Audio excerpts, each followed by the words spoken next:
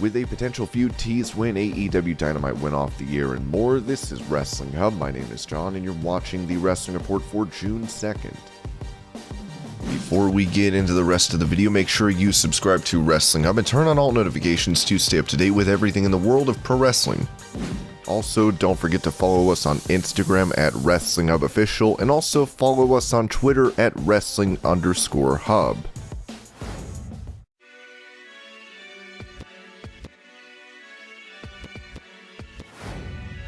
Known in WWE as Big Cass, Morrissey has apparently wrestled his last match for Impact. With him recently appearing for AEW during MJF and Wardlow's feud, fans are hoping he signs with the promotion. As PW Insider reported, Morrissey has departed Impact Wrestling. Tonight's episode of Impact Wrestling on Access TV, featuring PCO and Morrissey vs. Moose and Steve Maclin, will be his final appearance for the company.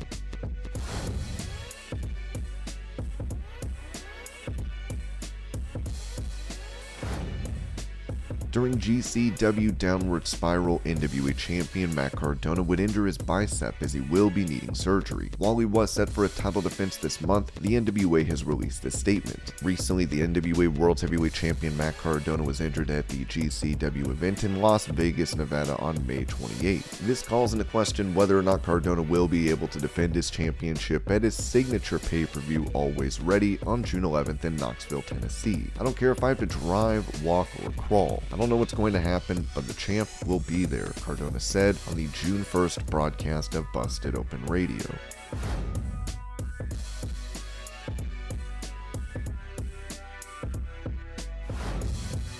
Recalling a time he was taken to Wrestler's Court, Teddy Long told Wrestling Inc. that he had been caught selling Viagra. They took me to Wrestler's Court for selling Viagra, so I had to get a lawyer. So the lawyer I got was Mae Young. I tell Mae Young the whole story. We went into Wrestler's Court, and the first thing she said, everybody popped. She said, "Well, I want you guys to know Teddy Long is not guilty of selling that Niagara." She couldn't say it right, so she called it Niagara. That was a great day, but I still was found guilty. So I had to buy buckets of chicken and beer for about 2 weeks for Bradshaw, Taker, and some more of the boys.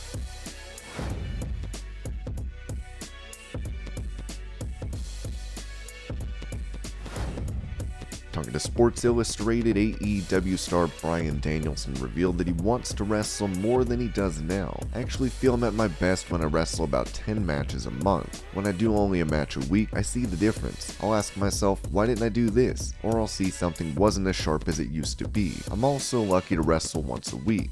That's great for family life, but I'm a little bit of a perfectionist, so I'm not sure it's great for wrestling technique. When I watch my stuff back and critique myself, I'm hard on myself and want to make sure everything is sharp." Database site Cage Match shows that the last time Danielson had 10 matches or more in a month was in November of 2019 for WWE.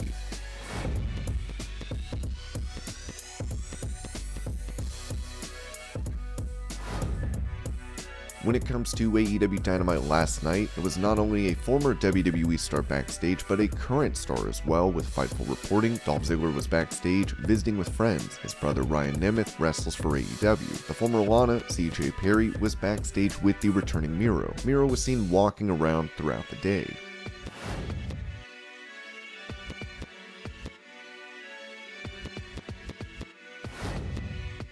Speaking of last night's Dynamite, Ruby Soho was able to pin Britt Baker during a tag team match, which has Dave Meltzer of Wrestling Observer Radio believing that something could be planned for down the road. Soho getting a pin on Britt? I don't know. It should lead to something, another match. Because, to me, Britt Baker should only lose for a good reason, and just doing it to do whatever, there's gotta be a good reason for her to take pins.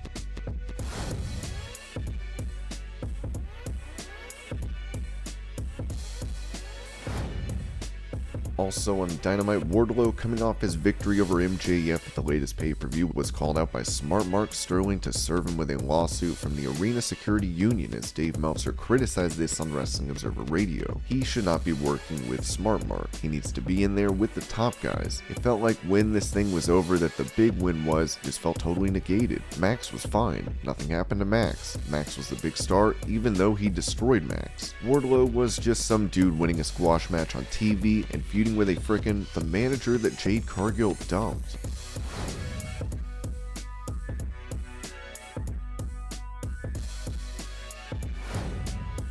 With a triple threat match for the Raw Women's title set for Hell in a Cell, it will be Bianca Belair defending her championship against Asuka and Becky Lynch.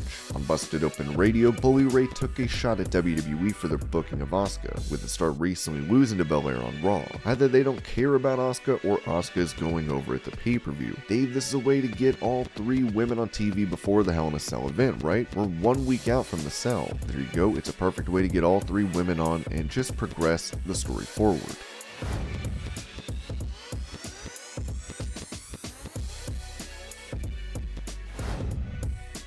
On his drive-thru podcast, Jim Cornette reviewed the Double or Nothing bout between the Young Bucks and the Hardys, where he noted Matt and Jeff's lack of mobility. Matt and Jeff can't move anymore. They could be sloppy when they were 25 years old, full of piss and vinegar and over, and the people loved everything, and they looked like they weren't killing themselves. Even though they were killing themselves, why they look like this now. Nick Jackson of the Hardy Boys missed, what do they call it, twist in the whisper in the wind? He missed that off the top rope on purpose, and then Jeff is supposed to hit him with one, but Jeff couldn't get up on the top rope. I'm serious. You saw this, right? He was just unable to get to the top rope, and the Hardy Boys waiting on him for 10 seconds, and then Jeff hits the flip and gets up, and apropos of nothing because nobody is anywhere near him, just dives to make the hot tag to Matt, which was cold.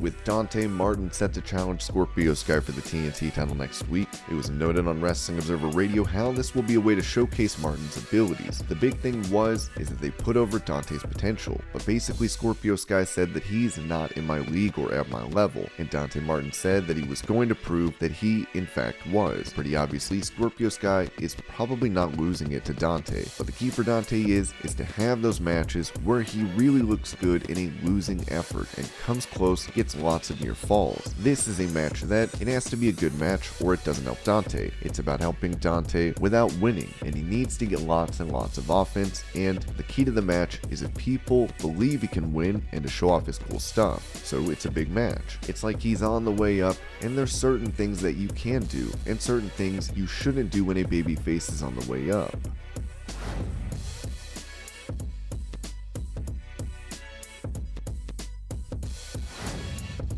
With reports of a possible John Cena return match at SummerSlam, US Champion Theory is hoping to face the C Nation leader at the event, telling the New York Post, "It just takes words out of my mouth because I think when that moment happens and I'm in the ring with John Cena, man, I don't know what to say. I don't know what I'm gonna say. I don't know. I have no idea, just because like you're saying and the way you spoke about it, I clearly know what it was like for me growing up watching John, just the story there and how much we'd actually have for a story. Man, that's just so crazy to me. I see it happening for sure."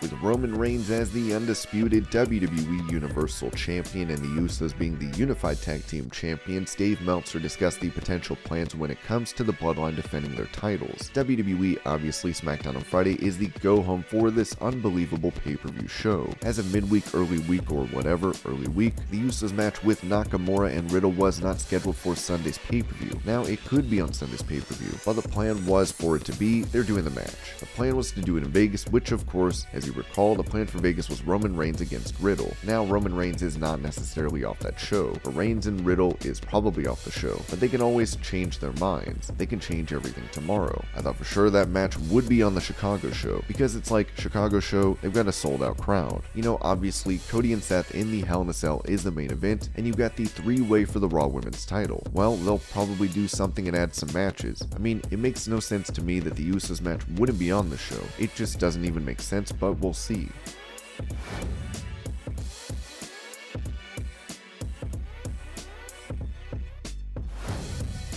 With her husband recently becoming the AEW champion at Double or Nothing, AJ Lee talked on these sessions about a potential return to in-ring action, saying the conversation was a conversation that was way longer than people knew, with many things happening in the universe. There were many options. It was a very long time of what's the right route? What's the safest route? What does it look like? It was something I was scared of, just seeing what would emotionally happen. That was more or less for his stuff. To me, I retired and I retired. I always say never, but don't hold your breath, and everyone holds holds on to the never say never. Don't hold your breath, you're going to die. I just wanted him to be emotionally safe and protected. And that's been the coolest thing about his experience. I feel like he's always in a safe space and has a good group of people around him in AEW. That makes me very happy. There was a lot of let's go. To me, that didn't spark anything in me, but the combination of wrestling and writing, wrestling and producing, that was more comfortable and more exciting because it was a challenge. I always felt great about the timing of when I retired. You never want to be the last girl at the party, you want to go out on top. Everything felt so perfect and tied up in a bow. I know his experience is different. To me, I didn't want him, or me with WoW, anything to feel like you were the person going back to hang out with high school kids. I was hoping it wasn't that, and it seems not to be.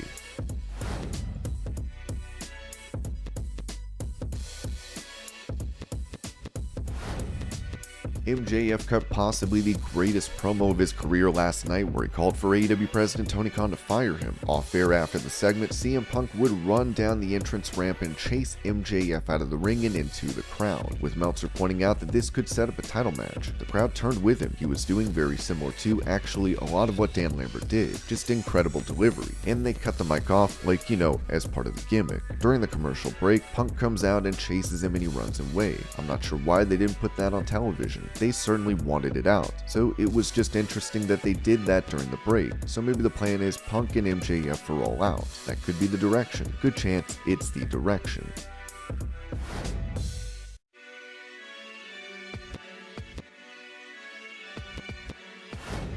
In some unfortunate news, AEW star Bryan Pillman Jr.'s mother Melanie passed away yesterday as he took to Twitter to write, "Thank you, Mom, for bringing me into this world and for trying your best. You were my #1 fan. Rest in peace. I love you." And this was your Pro Wrestling News Update. I hope you're all having a great day. Thank you so much for watching, and I'll see you later.